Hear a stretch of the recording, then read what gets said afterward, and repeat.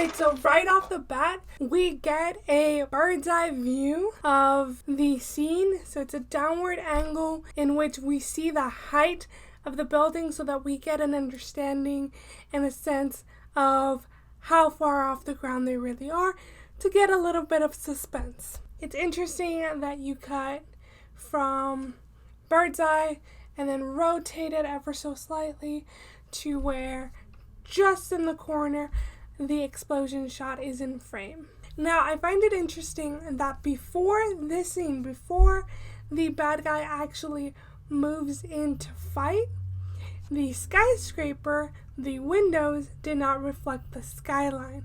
I like this scene very much, and it really caught my eye for the sheer reason that they used a building's reflection, so it being a window building reflecting the city landscape. And I thought that was very pretty. It very much helped in maneuver around the 180 rule. Now, if you don't know what the 180 rule is, I will gladly explain what the 180 rule is. A 180 rule is when you put an imaginary line in between your shot. This could be a brick wall, this could be a physical wall, it could be a building, as in this case, it is a skyscraper.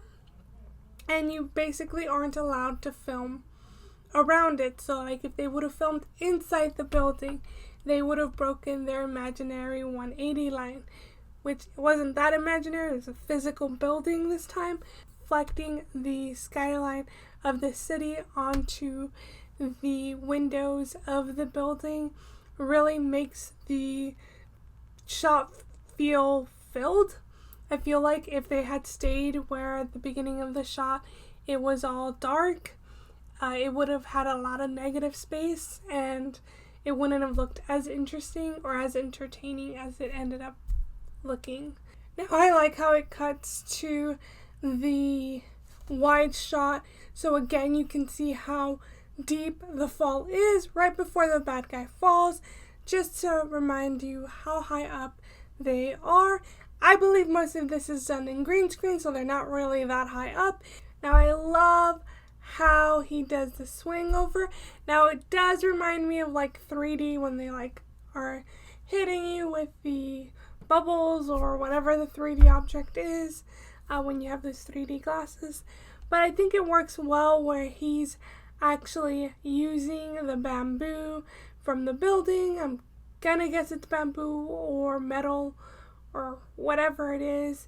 Basically the railing, he uses it to take out two guys. I think the way that that was shot was very nice because he's in the middle. He goes from one to the other very seamlessly.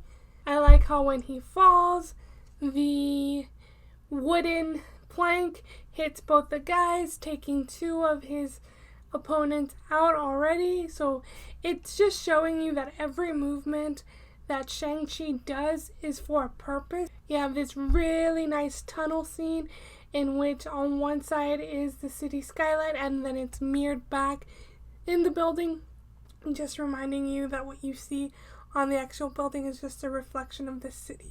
Throughout this scene, they've been doing this rotating shot, and because of this jump cut that they use where you see the bottom of the bad guy that Shang-Chi uses as a bridge to get over the next panel.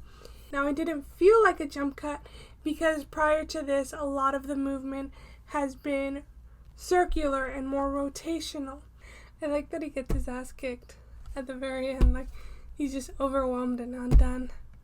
So I'm super excited. Are you guys excited for Shang-Chi? Are you guys gonna go watch it? Did I just read too much into this 1 minute scene? I don't know. How about you tell me? And let me know what else you want me to break down. Any scenes that you're interested in seeing my point of views and things like that. Alright. Yeah, see you later. And thank you guys for watching. Bye.